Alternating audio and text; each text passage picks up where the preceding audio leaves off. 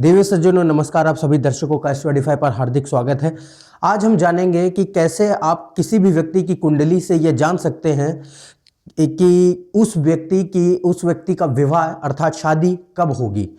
कौन सा ऐसा सबसे प्रबल समय काल हो सकता है जिसमें व्यक्ति का विवाह हो।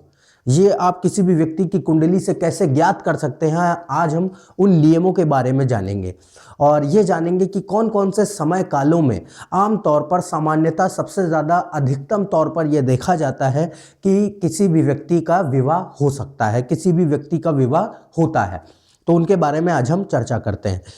इससे पहले कि हम उन नियमों, उन समय काल के बारे में जानें, ये कुंडली में आपको देखना अनिवार्य है कि व्यक्ति के शादी के अर्थात विवाह के योग कैसे हैं, प्रबल हैं या उनमें उतनी शक्ति नहीं है।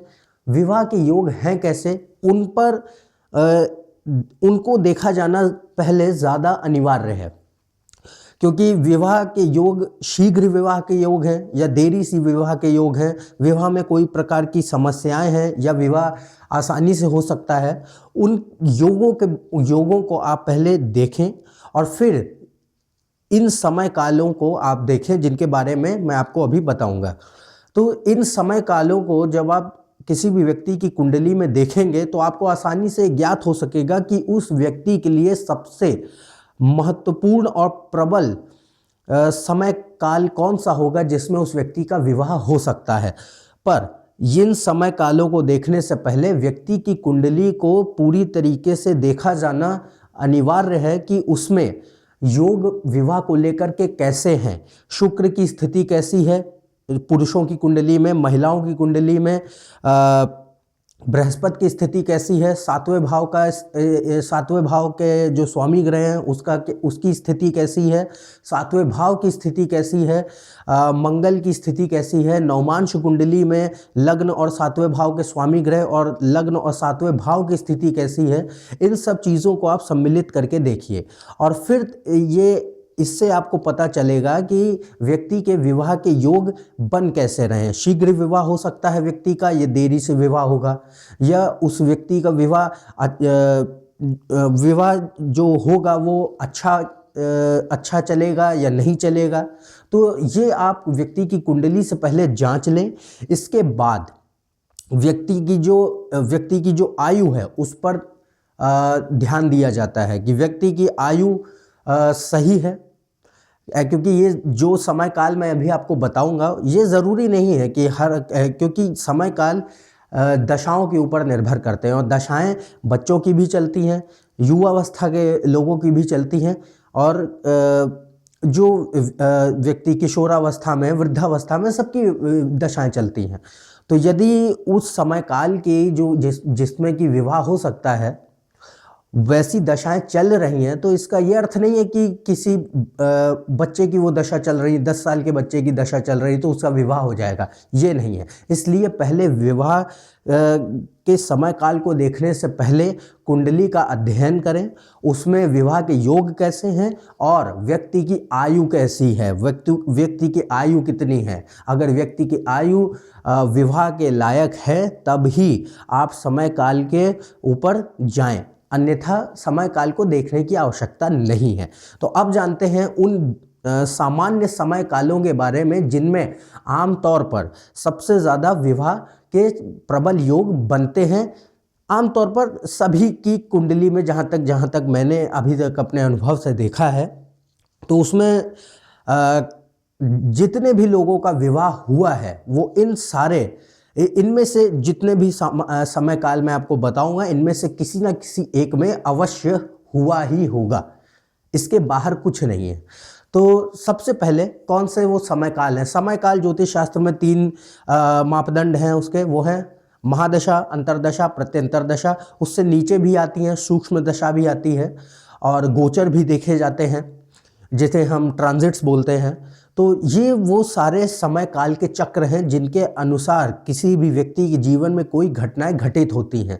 तो जब भी विवाह होगा तो इनमें से कौन सी ग्रहों की दशाएं, अंतरदशाएं, प्रत्यंतर दशाएं या समय काल चलेगा जिसमें व्यक्ति के विवाह होने की सबसे ज़्यादा प्रबल चांसेस होते हैं, उनके बारे में जानते हैं। सबसे पहले, जब भी व्यक्ति के 7वें भाव के स्वामी की महादशा, अंतरदशा या प्रत्यंतर दशा चले तो व्यक्ति के विवाह होने की संभावनाएं प्रबल होती हैं। फिर दूसरा समय काल है जब भी व्यक्ति की दशाएं चले। जब भी मैं आपको यहाँ दशाएं बोलूँ, दशाएं का यहाँ तात्पर्य है महादशा, अंतरदशा या प्रत्यंतर दशा। तो जब भी व्यक्ति 7वें भाव में जो स्थित ग्रह है, यदि किसी भी व्यक्ति की कुंडली में 7वें भाव में कोई ग्रह स्थित है, बैठा हुआ है, यदि उसकी महादशा, अंतरदशा या प्रत्यंतर दशा से व्यक्ति गुजरे तो भी व्यक्ति का विवाह होने का बहुत अधिक चांस होता है। और फिर मैं कहूँगा व्यक्ति की आयु देखना बहुत ज़रूरी है। व्यक्ति की आयु अगर विवाह के लायक है तो ही इस पर आगे आप अध्ययन कीजिए, वरना कोई फ़ायदा नहीं है। फिर जो तीसरा समय काल होता है जब भी व्यक्ति उस ग्रह की दशाओं से गुजरे जो कि 7वें भाव पर दृष्टि डालता हो तो भी व्यक्ति का विवाह होता है। जब भी व्यक्ति 5वें भाव के स्वामी ग्रह की दशाओं से गुजरे तो भी व्यक्ति के विवाह होने के अच्छे चांसेस होते हैं, क्योंकि 5वां भाव क्या है? 5वां भाव 7वें भाव से 11वां भाव है, और 7वें भाव से 11वें भाव का अर्थ है कि 7वां भाव है विवाह का भाव। तो विवाह से होने वाले लाभ या विवाह का लाभ 5वें भाव से देखा जाता है। तो यदि व्यक्ति 5वें भाव के स्वामी ग्रह की दशाओं से गुजर रहा है तो भी व्यक्ति का विवाह हो सकता है। यदि व्यक्ति 11वें भाव के स्वामी ग्रह की महादशा, अंतरदशा, प्रत्यंतर दशाओं से गुजर रहा है तो भी व्यक्ति का विवाह हो सकता है, क्योंकि 11वां भाव बृहत पराशर होरा शास्त्र के अनुसार विवाह का भाव माना जाता है। फिर व्यक्ति जब भी नवमांश कुंडली में जो पहले भाव का स्वामी ग्रह है, यदि उसकी दशा से गुजरे, उसकी महादशा, अंतरदशा या प्रत्यंतर दशा से गुजरे तो भी व्यक्ति का विवाह होता है नवमांश कुंडली में। फिर जब भी व्यक्ति नवमांश कुंडली के 7वें भाव के स्वामी ग्रह की महादशा, अंतरदशा, प्रत्यंतर दशा से गुजरे तो भी व्यक्ति का विवाह हो सकता है। फिर जब भी व्यक्ति दर कारक ग्रह की महादशा, अंतरदशा या प्रत्यंतर दशा से गुजरे, दर कारक जैमिनी कारक में से एक कारक होता है और कुंडली के अनुसार वो अलग अलग, हर कुंडली के अनुसार अलग अलग होता है। तो मान लीजिए किसी की कुंडली में शुक्र जो है दर कारक ग्रह है, तो जब भी व्यक्ति शुक्र की महादशा, अंतरदशा या प्रत्यंतर दशा या सूक्ष्म दशा से गुजरेगा तो उसमें व्यक्ति के विवाह होने के काफ़ी अच्छे चांस होते हैं। और यहाँ पर मैं आपको एक चीज़ बताना चाहूँगा कि जो सबसे शक्तिशाली दशा होती है वो होती है महादशा, उससे कम शक्तिशाली होती है अंतरदशा, फिर उससे कम शक्तिशाली होती है प्रत्यंतर दशा, फिर उससे कम शक्तिशाली होती है सूक्ष्म दशा। तो ये जो दशाओं का जो क्रम है वो घटता जाता है शक्ति में। महादशा से शुरू होगा जो कि सबसे शक्तिशाली है, फिर अंतरदशा, फिर प्रत्यंतर दशा, फिर सूक्ष्म दशा, फिर ऐसे घटता जाएगा। तो महादशा से यदि व्यक्ति इन ग्रहों की गुजर रहा है तो उसमें सबसे अधिक और प्रबल योग होते हैं शादी के। सबसे अच्छे योग बनते हैं जब महादशा से व्यक्ति गुजरे। इन सारे भावों के स्वामी ग्रहों के यदि समय काल से व्यक्ति गुजर रहा है महादशाओं से तो उसमें सबसे प्रबल योग बनते हैं विवाह के। फिर दर कारक के बारे में हम यहाँ बात कर रहे थे। दर कारक के यदि दशाओं से गुजरता है व्यक्ति तो भी व्यक्ति का विवाह होने का अच्छा चांस होता है, क्योंकि दर कारक का बहुत ज़्यादा प्रभाव होता ही होता है। भले ही सबसे कम मात्रा में दर कारक का प्रभाव दिखाई दे, पर दर कारक का प्रभाव अवश्य होगा किसी भी व्यक्ति की शादी में। यदि विवाह हो रहा है तो दर कारक के बगैर प्रभाव के विवाह नहीं हो सकता, क्योंकि दर कारक का भले ही बहुत कम मात्रा में ही सही प्रभाव होगा, ज़रूर होगा उस समय काल के चक्र में। महादशा में ना सही, अंतरदशा में ना सही, प्रत्यंतर दशा में ना सही, सूक्ष्म दशा में अवश्य होगा। सूक्ष्म दशा में भी ना सही तो गोचर में उसका प्रभाव ज़रूर होगा, चर दशा में उसका प्रभाव ज़रूर होगा। चर दशाएं भी देखी जाती हैं। जब भी हम दर कारक, जैमिनी कारक की बात करते हैं तो चर दशाओं पर हमेशा हमें ध्यान देना होता है। चर दशाओं में ग्रहों द्वारा कोई दशाएं नहीं होती, उसमें राशि द्वारा दशा होती है। तो यदि मान लीजिए शुक्र की हम बात कर रहे थे, शुक्र किसी भी व्यक्ति का दर कारक है, तो यदि शुक्र कौन से राशियों का स्वामी ग्रह है? वृषभ और तुला। तो यदि वृष और तुला राशि की चर दशाओं से यदि व्यक्ति गुजर रहा है तो उसमें भी शादी विवाह होने के अच्छे योग बनते हैं। फिर जब भी व्यक्ति शुक्र या बृहस्पति की महादशा, अंतरदशा या प्रत्यंतर दशा से गुजरे तो भी व्यक्ति का विवाह होता है, क्योंकि ये दोनों ग्रह विवाह को दर्शाते हैं, ये दोनों ग्रह संबंधों को दर्शाते हैं। जब भी शुक्र और बृहस्पति आते हैं तो संबंध बनना शुरू होते हैं व्यक्ति के। तो यदि इनका प्रभाव व्यक्ति के 7वें भाव पर, 7वें भाव के स्वामी पर बहुत ज़्यादा है, नवमांश कुंडली में बहुत ज़्यादा है, और व्यक्ति शुक्र और बृहस्पति के दशाओं से गुजर रहा है, तो व्यक्ति के विवाह होने के योग बहुत प्रबल होते हैं। फिर राहु और केतु भी विवाह के लिए जिम्मेदार हैं, पर इनके लिए एक कंडीशन है, एक स्थिति है।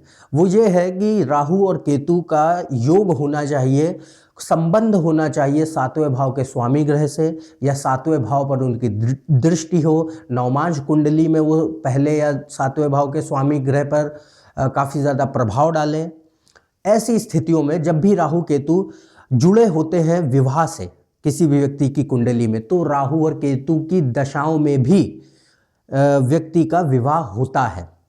और राहु और केतु का जब भी हम अध्ययन करते हैं तो आप उनका नक्षत्र ज़रूर देखें। नक्षत्र पर ही निर्भर करता है कि व्यक्ति का विवाह कौन सी अंतरदशा में हो सकता है। और जब भी राहु केतु की दशाओं का अध्ययन करें तो उसमें अंतरदशाओं पर भी ध्यान दें कि जो भी ग्रह 7वें भाव का स्वामी ग्रह है उदाहरण के तौर पर, तो उसकी अंतरदशा कब आ रही है, तो उसमें भी आपको पता चल सकता है कि हाँ, ये एक ऐसा समय काल है जिसमें व्यक्ति का विवाह हो सकता है। फिर आखिरी में महादशा लग्न के अनुसार जो भी 7वें भाव का स्वामी ग्रह होगा, यदि व्यक्ति उसकी भी समय काल से, यानी कि महादशा, अंतरदशा, प्रत्यंतर दशा से गुजरे तो भी व्यक्ति का विवाह होता है। और महादशा लग्न कैसे है? मान लीजिए मिथुन लग्न की कुंडली है और शुक्र तुला राशि में स्थित है, तो तुला राशि में शुक्र स्थित है और व्यक्ति शुक्र की महादशा से गुजर रहा है, ठीक। तो शुक्र की महादशा को आप जब भी गुजर रहा है व्यक्ति, तो महादशा लग्न बनेगा कैसे? शुक्र को आप घुमा करके पहले भाव में रख दीजिए, तो तुला लग्न की कुंडली बन गई। तुला लग्न के हिसाब से शुक्र पहले भाव में स्थित हो गया, तुला लग्न जो है वो आपका महादशा लग्न हो गया, ठीक। उस महादशा लग्न के अनुसार 7वें भाव का स्वामी ग्रह कौन बना? मंगल, क्योंकि मंगल 7वें भाव में मेष राशि का स्वामी है। तो जब भी व्यक्ति शुक्र की महादशा और मंगल की अंतरदशा से गुजरेगा तो व्यक्ति के विवाह होने के अच्छे योग बनते हैं। तो ये वो भिन्न भिन्न योग हैं, भिन्न भिन्न समय काल हैं जिनमें व्यक्ति का विवाह होता है। पर इसमें आपको देखना अनिवार्य है कि इसमें से जो भी सबसे अधिकतम शक्ति वाला और सबसे ज़्यादा प्रबल योग बनेगा, उसी समय काल चक्र में व्यक्ति का विवाह होगा। योग कम शक्ति के भी बनते हैं पर उसमें विवाह नहीं होता। विवाह तभी होगा जब सबसे प्रबल योग बनेगा, सबसे स्ट्रॉन्ग योग बनेगा, तभी विवाह होगा, अन्यथा विवाह नहीं होगा। विवाह कभी भी हल्के योगों में नहीं होता। विवाह हमेशा उस योग में होगा जो कि सबसे अधिक प्रबल है, जिसके पास सबसे अधिक शक्ति है, उसी योग में ही विवाह होता है। तो इनमें से मान लीजिए कुछ एक समय काल चक्र, यदि 2-3 समय काल चक्र आपकी कुंडली में आ रहे हैं तो उसमें आप ये देखिए कि कौन सा सबसे अधिक प्रबल है, किसमें सबसे ज़्यादा शक्ति है। जो सबसे शक्तिशाली होगा उसी में ही विवाह व्यक्ति का होता है। तो ये वो भिन्न भिन्न प्रकार के समय काल चक्र हैं जिनमें आप देख सकते हैं। और गोचर के अनुसार आपको बृहस्पति का गोचर बहुत ज़्यादा ज़रूरी होता है। विवाह को अगर देख रहे हैं तो बृहस्पति का गोचर बहुत महत्वपूर्ण है। खास तौर से यदि बृहस्पति जब 7वें भाव से गोचर करे, सातवें भाव के स्वामी के ऊपर गोचर करे, या नवमांश कुंडली में पहले या सातवें भाव के स्वामी के साथ गोचर करे, या सातवें भाव या पहले भाव को गोचर करे नवमांश के, तो ऐसी परिस्थितियों में विवाह के काफ़ी अच्छे योग बनते हैं। तो ये वो भिन्न भिन्न समय काल चक्र हैं जिनमें आपको देखना होता है कि विवाह कब व्यक्ति का हो सकता है, और ऐसे आप ज्ञात कर सकते हैं कि किसी भी व्यक्ति का विवाह कब होगा उसकी कुंडली के अनुसार। पर मैं फिर से कहूँगा कि जब भी आप विवाह का अध्ययन करें तो सबसे पहले ये देखें कि विवाह के योग हैं कैसे, विवाह के योग जल्दी विवाह के योग हैं कि देर से विवाह के योग हैं, और विवाह जो होगा वो कैसा होगा, उसकी स्थिति कैसी होगी। और आयु पर ज़रूर ध्यान दें, व्यक्ति की आयु सही होनी चाहिए। ये नहीं कि व्यक्ति इन दशाओं से तो गुजर रहा है पर व्यक्ति की आयु ठीक नहीं है, व्यक्ति की आयु 16 साल है, व्यक्ति की आयु 15 साल है, या व्यक्ति की आयु 50 साल है, 60 साल है, ऐसे नहीं होता है।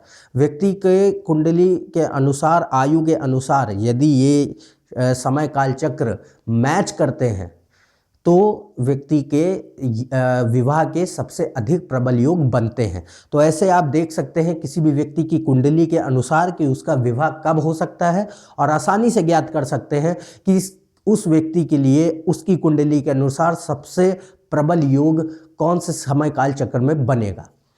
तो ये था मेरा दृष्टिकोण कि आप कैसे जान सकते हैं किसी भी व्यक्ति की कुंडली से, ज्ञात कर सकते हैं कि उसका विवाह कब होगा। तो यदि आप मेरे इस चैनल पर नए हैं तो नीचे दिए हुए सब्सक्राइब बटन पर सब्सक्राइब करें। ज़्यादा जानकारी हेतु आप मेरे ट्विटर और फेसबुक पेज पर भी जा सकते हैं।